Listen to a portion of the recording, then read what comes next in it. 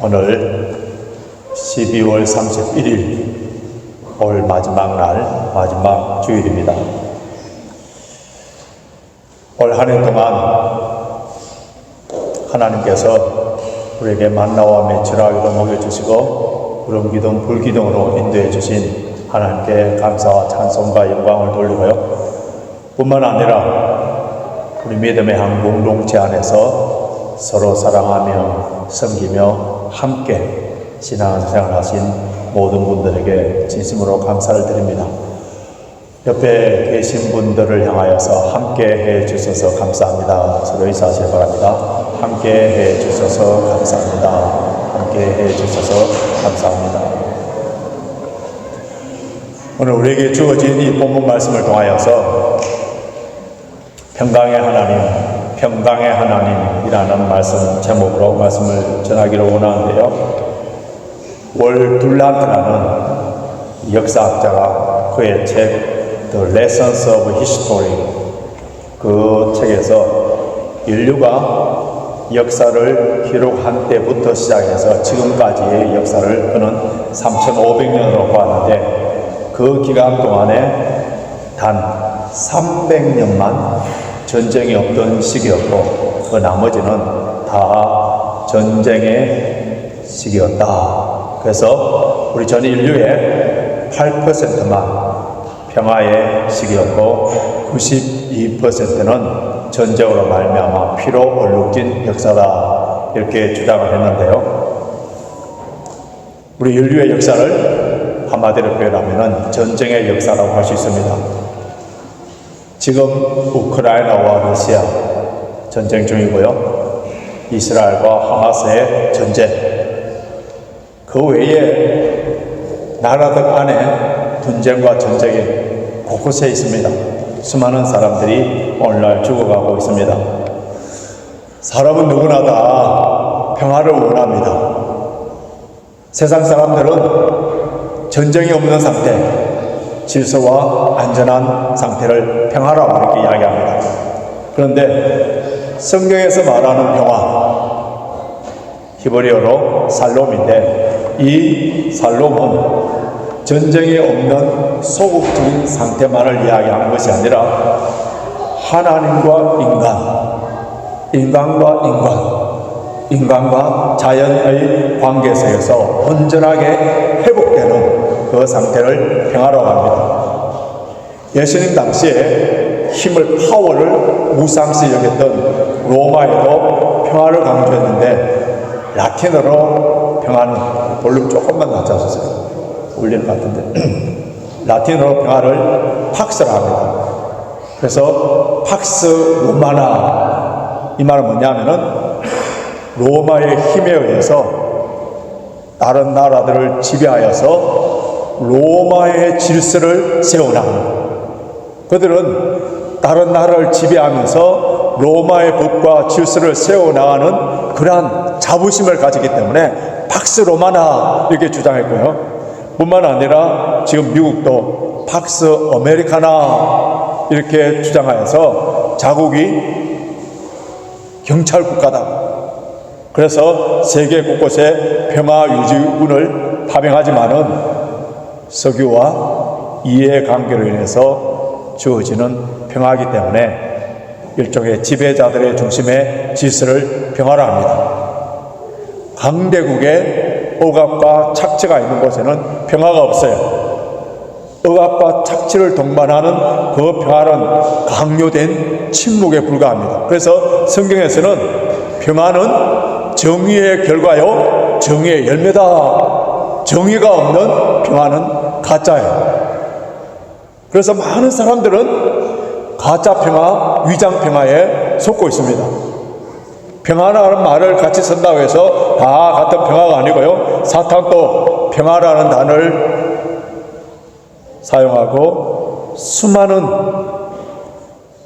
거짓 선지자들, 거짓 교사들, 평화라는 슬로건을 걸고 사람들 유혹하고 넘어지도록 만듭니다.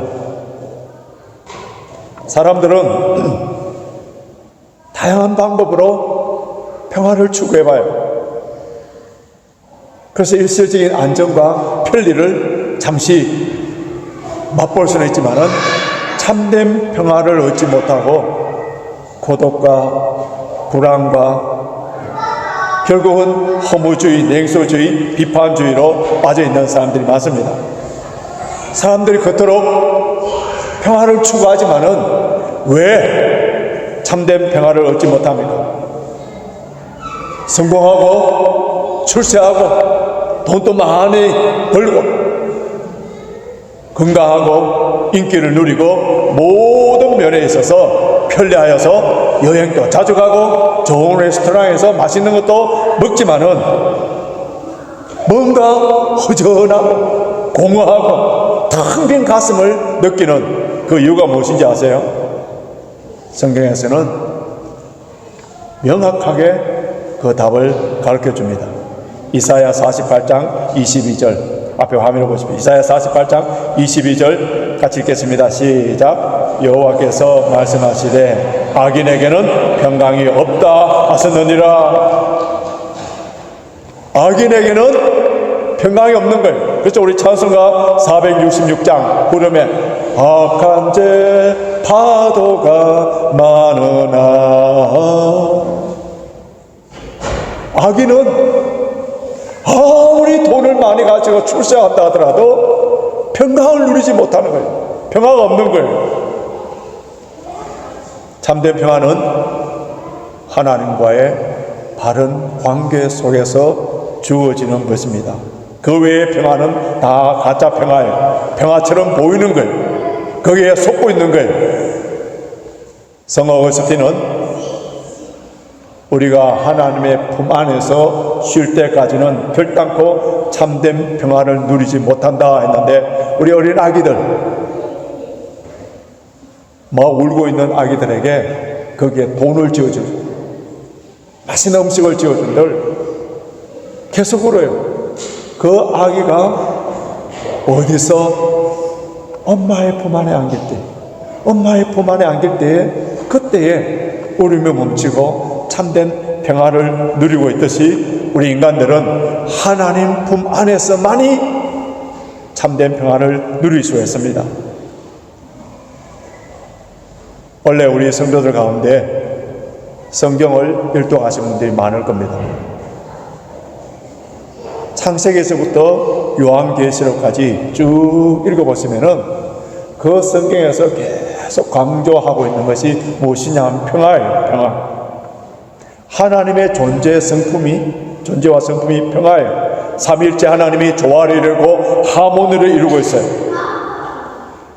성경의 마지막 계시록 22장까지 있는데 21장에 보면은 우리가 들어가는 천국을 뭐라고 표현해요? 새 예루살렘, 새 예루살렘, 예루살렘. 여기서 살렘이라는 말은 살롬 같은 말이에요. 우리가 들어가는 천국은 바로 평화의 나라입니다.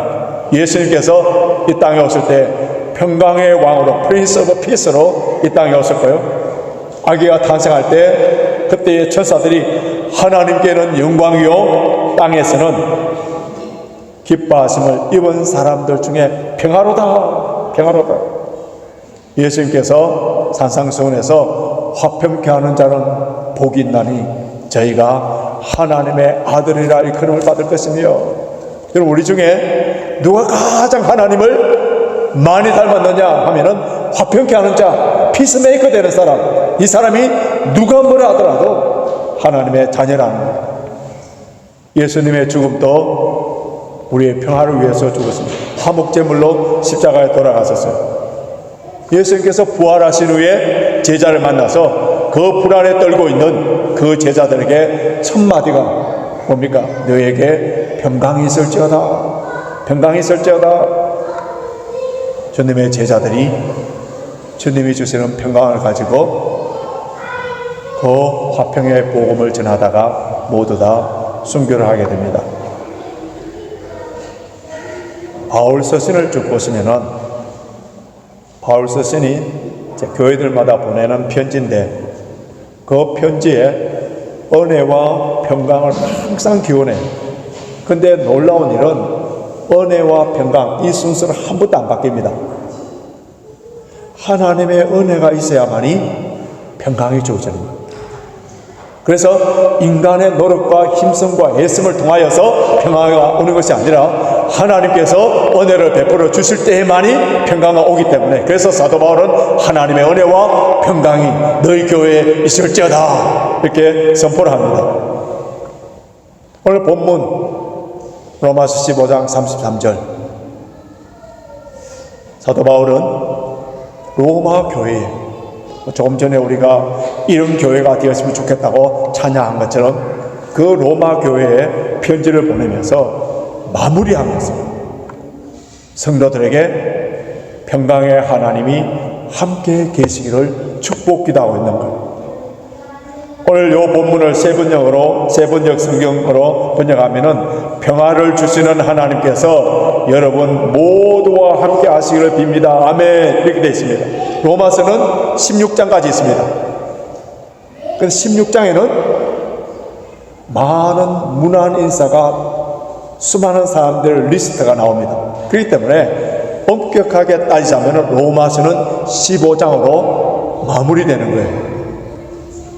우리 주 예수 그리스도의 복음에 대해서 아주 논리적이고 체계적이고 그것을 기록하면서 마지막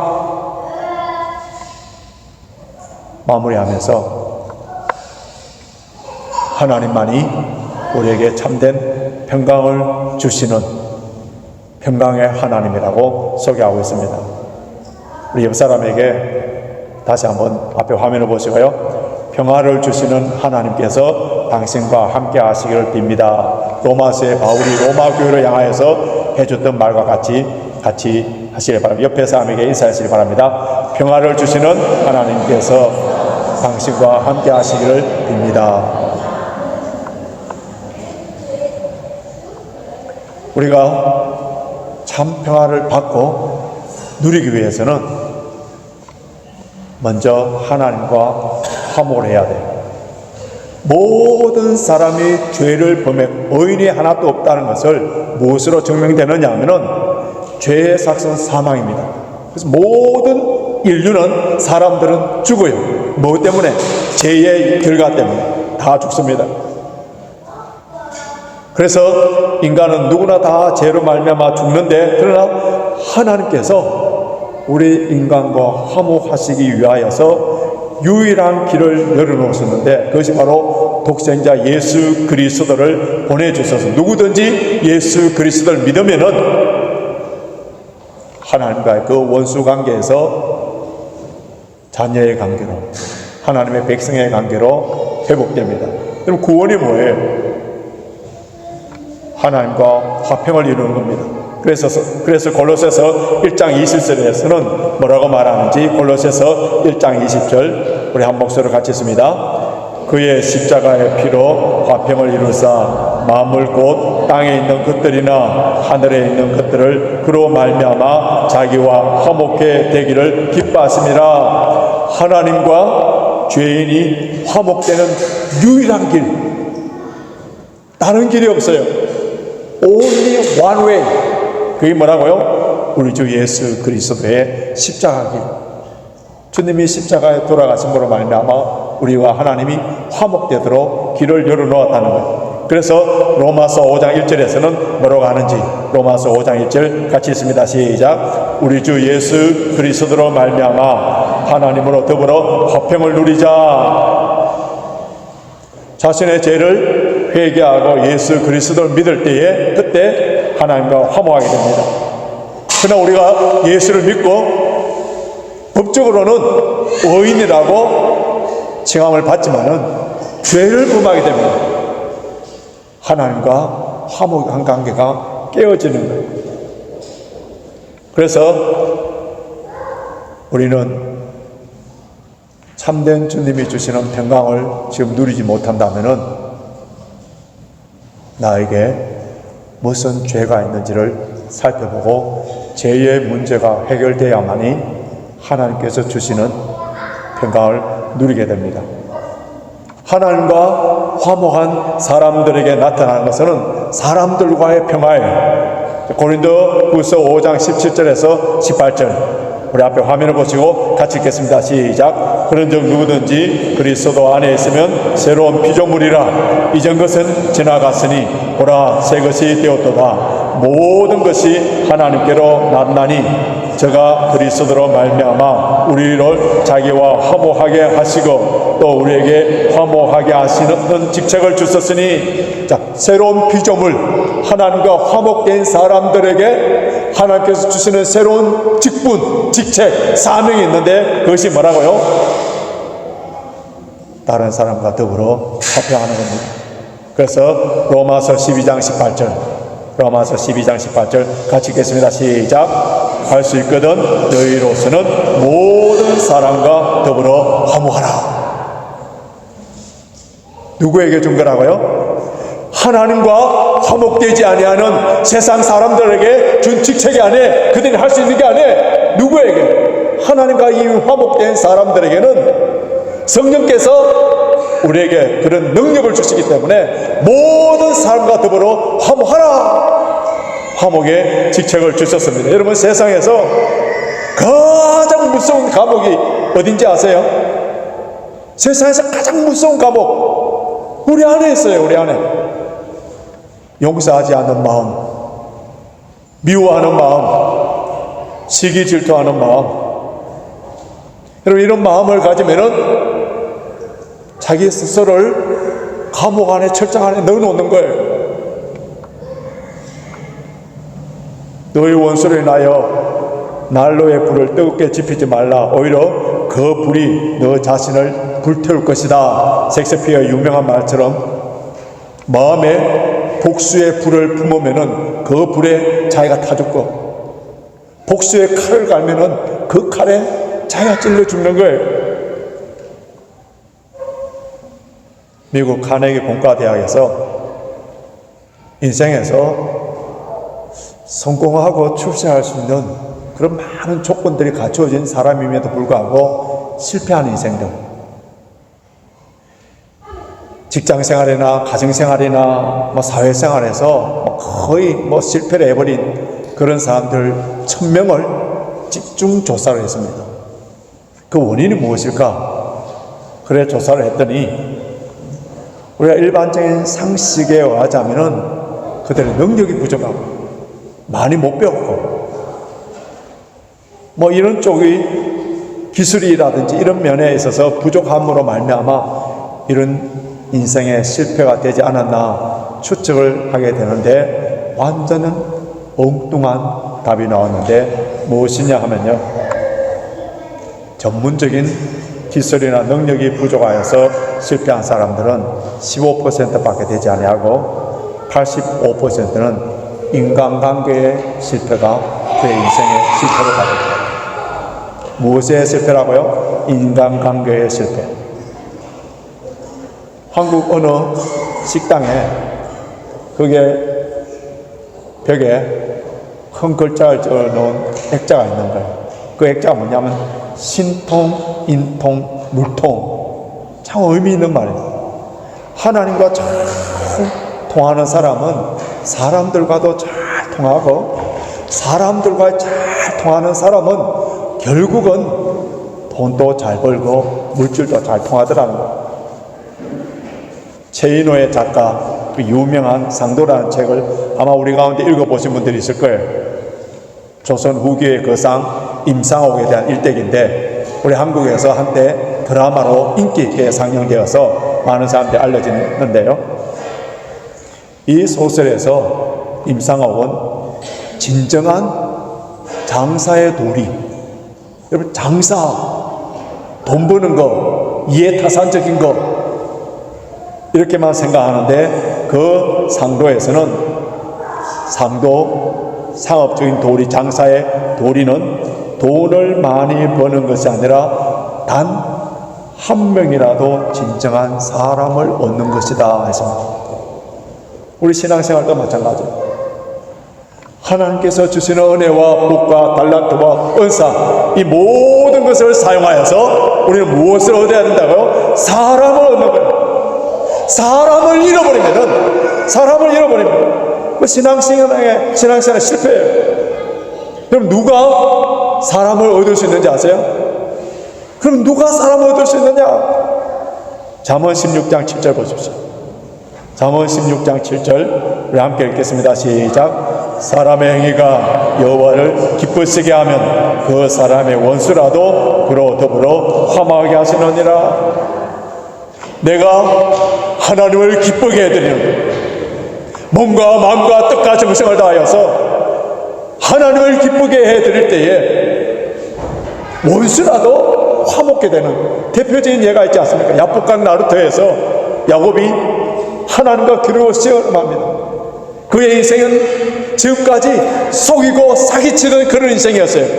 이제 야복강을 건너기 전에 하나님께서 그의 환도표를 치면서 이제는 너희 이름을 야곱이라 하지 마라, 이스라엘이라는 말은 하나님께서 다스린다, 그런 의미가 있어요. 하나님과 화목된 야곱. 에서가 400명 군사를 거느리고 야곱을 치러 왔는데 하나님과 화목된 야곱을 보는 순간에 서로 화해하게 됩니다. 원수가 오히려 길을 가이드 해주고 도와주는 그 관계로 바뀌는 것을 보게 됩니다. 이렇게 하나님과 화목하고 사람들과의 관계가 회복된 사람들의 심령 속에는 놀라운 평안을 누려야 되는데, 우리 마음에 평안을 누릴 수 있는 비결을 빌립보서 4장 6절에서 7절에 기록되어 있습니다. 빌립보서 4장 6절에서 7절, 아마 많은 성도들이 이 구절은 유명한 구절이기 때문에 암송하고 있을 거예요. 우리 함께 읽겠습니다. 시작. 아무것도 염려하지 말고 오직 모든 일에 기도와 간구로 너희 구할 것을 감사함으로 하나님께 아뢰라. 그리하면 모든 지각에 뛰어난 하나님의 평강이 그리스도 예수 안에서 너희 마음과 생각을 지키시리라. 환경을 초월하여 우리 심령에 말할 수 없는 평강을 누리기 위해서는 뭐라 하라고요? 기도하라. 기도하라. 연말과 새해를 맞이하여서 우리가 특별히 새벽 기도를 하는데, 물론 옛날에 우리 삼겹줄 기도회를 통해서 많은 성도들이 새벽 기도 나와서 기도한 적이 있습니다만은, 원래 이상하게도 많은 성도들이 나와서 새벽 기도하는 모습을 보면서 참 감동이 되었습니다. 우리 1월 5일까지 계속 특세 기간인데요. 기도하라, 기도하라. 평강을 주실 때까지 기도하라.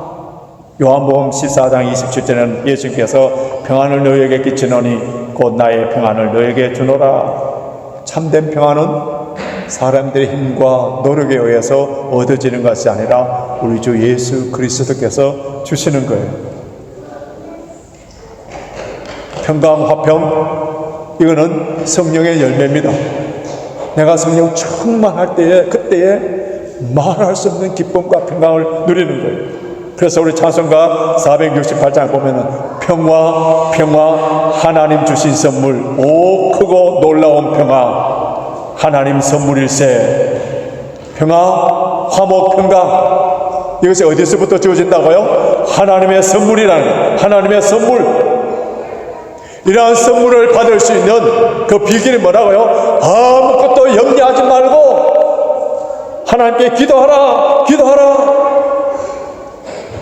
옛날에 제 어릴 때만 하더라도, 학창 시절만 하더라도 이런 복음송이 많이 있었는데요. 아마 기억하시는 분들이 있을 거예요. 기도할 수 있는데 왜 걱정하십니까? 기도할 수 있는데 왜 염려하십니까? 기도할 수 있는데 왜 방황하십니까? 기도할 수 있는데 왜 염려하고 방황하십니까? 시편 46편 10절에 보면은 너희는 가만히 있어 내가 하나님 됨을 알지어다. 여기에서 너희는 가만히 있어, 가만히 있어, 이 말을 히브리 원어로 들어가면은 휴가 가라, 휴가 가라, 제발 좀 쉬어라. 그런 의미에 이 무슨 말씀이에요? 너가 하나님 자리에 올라가서 제발 염려하지 않아도 되는 것을 염려하고 하나님께서 하셔야 되는 일을 너가 왜 하느냐. 그 의미에 너희는 가만히 있어. 내가 가만히 있고 엎드려 기도할 때 하나님께서 모든 일을 이루어 가시는데 걱정하고 염려하고 불안하고. 그래서 시편에서는 너희는 가만히 있어. 내가 하나님 됨을 알지어다. 내가 내 인생을 드라이브해 나가려고 하고 내 사업에 내가 어떻게 프라핏을 남기고 어떻게 해야 될 것인가. 기도는 하지 아니하고 그러니까 염려와 걱정과 두려움이 가득해지는 것. 이제 말씀을 정리하겠습니다. 오늘이 원래 마지막 주일입니다. 그리고 한 해를 마무리해 볼 때에 마음감이 교차하지 않습니까? 감사한 일도 있었고 슬픈 일도 있었고 기쁜 일도 있었고 억울하고 원통한 일들이 있었습니다. 이제 이 모든 일들을 역사의 대안길로 보낼 때에 우리에게 가장 필요한 것이 뭐냐 하면은 주님이 주신 평화예요. 2024년도 내년도 또 새로운 장을 열어갈 때에 우리에게 가장 필요한 것도 평화예요. 그런데 악인에게는 평화가 없습니다. 하나님과 화해하기 위해서는 우리는 철저하게 회개해야 되고요. 이웃과 화평하기 위해서는 용서하고 사랑해야 됩니다. 그때 환경에 초월한 하나님의 평강 주시기 위해서 우리는 기도해야 돼요. 그리고 화평케 하는 자. 올해가 오늘로서 마지막 날 이 한 해를 남과 담을 쌓고 원수된 관계로 절대로 넘어가지 마십시오. 피스메이커가 되십시오. 독일 속담에 사용하는 도끼는 빛이 난다. 그러나 물에 잠긴 도끼는 물도 썩게 만든다는 이런 말이 있는데요. 여러분, 우리 신체 몸의 모든 파트 중에서 다 암이 발생할 수 있습니다. 그런데 유일하게 암이 거의 발생하지 않는 그런 기관이 있는데 그게 어딘지 아십니까? 심장입니다. 심장은 단 1초도 쉬지 않고 끊임없이 활동하고 움직이기 때문에 그래요. 의도 쉬지 아니하고 기도하고 화평케 하는 자가 되고